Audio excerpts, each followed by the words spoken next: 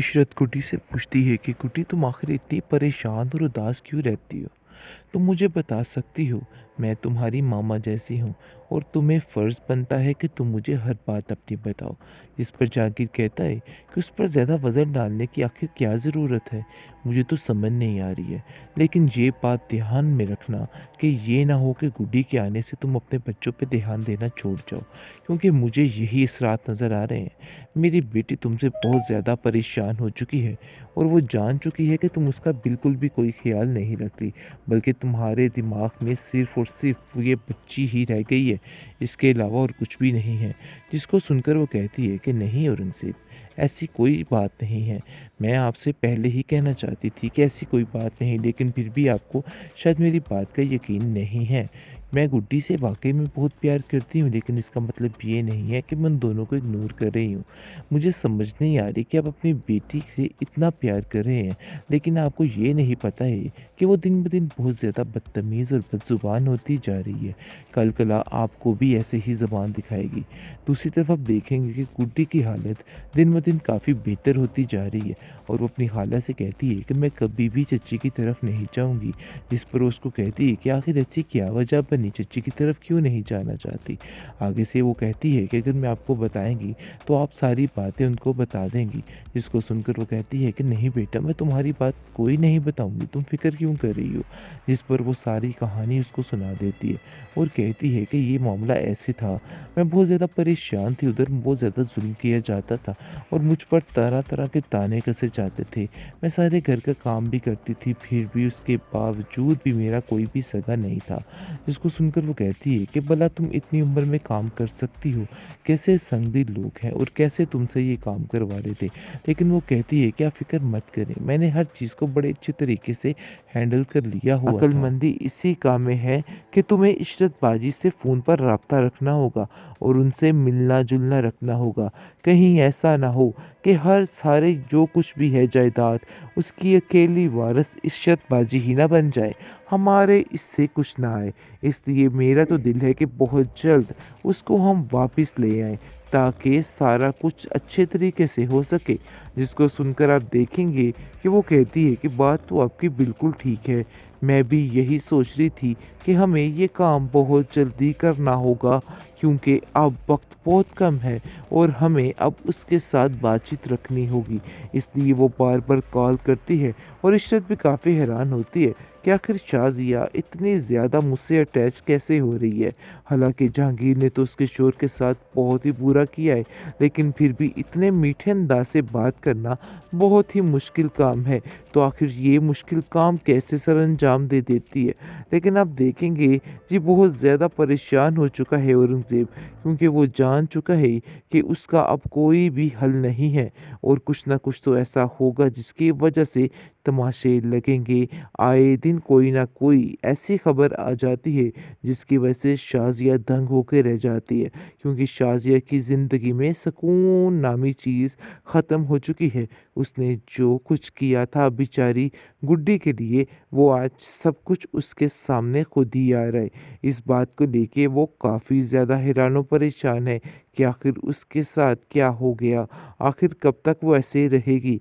कभी तो वो सोचती है कि गुड्डी को इस घर में वापस लाया जाए और कभी वो सोचती है कि बस थोड़ा और इंतज़ार कर लिया जाए, क्योंकि वो भी समझ नहीं पा रही है कि आखिर उसको क्या करना चाहिए और क्या नहीं करना चाहिए। गुड्डी मैडम ने अपने जलवे यहाँ भी बिखेरने शुरू कर दिए हैं।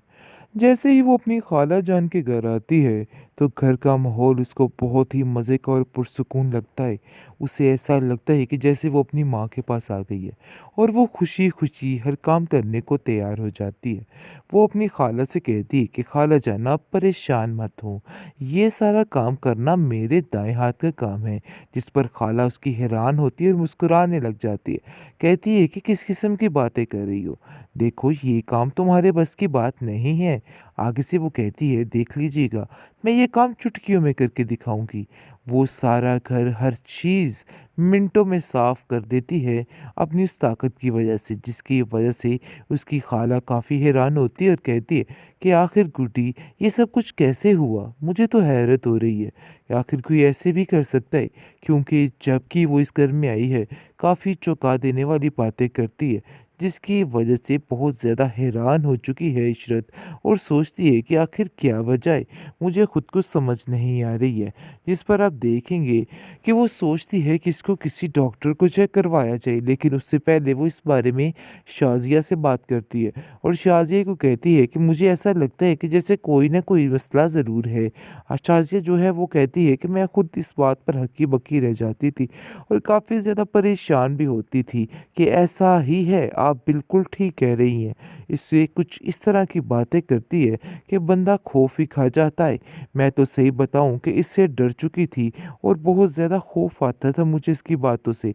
जिस पर इशरत कहती है कि नहीं, डरने वाली कौन-सी बात है, पता नहीं क्यों ये बच्ची सहमी-सहमी सी रहती है।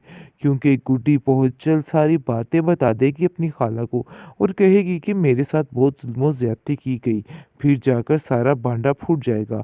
दूसरी तरफ औरंगज़ेब चालाकी की हदें पार कर रहे और कहता है कि देखो शाज़िया, अक्लमंदी इसी काम में है कि तुम्हें इशरत बाजी से फ़ोन पर राब्ता रखना होगा और उनसे मिलना-जुलना रखना होगा। कहीं ऐसा ना हो कि हर सारे जो कुछ भी है जायदाद, उसकी अकेली वारिस इशरत बाजी ही ना बन जाए। हमारे इससे कुछ ना आए। इसलिए मेरा तो दिल है कि बहुत जल्द उसको हम वापस ले आएँ, ताकि सारा कुछ अच्छे तरीके से हो सके। जिसको सुनकर आप देखेंगे कि वो कहती है कि बात तो आपकी बिल्कुल ठीक है। मैं भी यही सोच रही थी कि हमें ये काम बहुत जल्दी करना होगा, क्योंकि अब वक़्त बहुत कम है और हमें अब उसके साथ बातचीत रखनी होगी। इसलिए वो बार-बार कॉल करती है और इशरत भी काफ़ी हैरान होती है कि आखिर शाज़िया इतनी ज़्यादा मुझसे अटैच कैसे हो रही है। हालाँकि जहांगीर ने तो उसके शोहर के साथ बहुत ही बुरा किया है, लेकिन फिर भी इतने मीठे अंदाज़ से बात करना बहुत ही मुश्किल काम है। तो आखिर ये मुश्किल काम कैसे सरअंजाम दे देती है। लेकिन आप देखेंगे जी, बहुत ज़्यादा परेशान हो चुका है औरंगज़ेब, क्योंकि वो जान चुका है कि उसका अब कोई भी हल नहीं है और कुछ ना कुछ तो ऐसा होगा जिसकी वजह से तमाशे लगेंगे। आए दिन कोई ना कोई ऐसी खबर आ जाती है जिसकी वजह से शाज़िया दंग होके रह जाती है, क्योंकि शाज़िया की ज़िंदगी में सुकून नामी चीज़ ख़त्म हो चुकी है। उसने जो कुछ किया था बेचारी गुड्डी के लिए, वो आज सब कुछ उसके सामने खुद ही आ रहा है। इस बात को लेके वो काफ़ी ज़्यादा हैरान और परेशान है कि आखिर उसके साथ क्या हो गया? आखिर कब तक वो ऐसे ही रहेगी? कभी तो वो सोचती है कि गुड्डी को इस घर में वापस लाया जाए और कभी वो सोचती है कि बस थोड़ा और इंतज़ार कर लिया जाए, क्योंकि वो भी समझ नहीं पा रही है कि आखिर उसको क्या करना चाहिए और क्या नहीं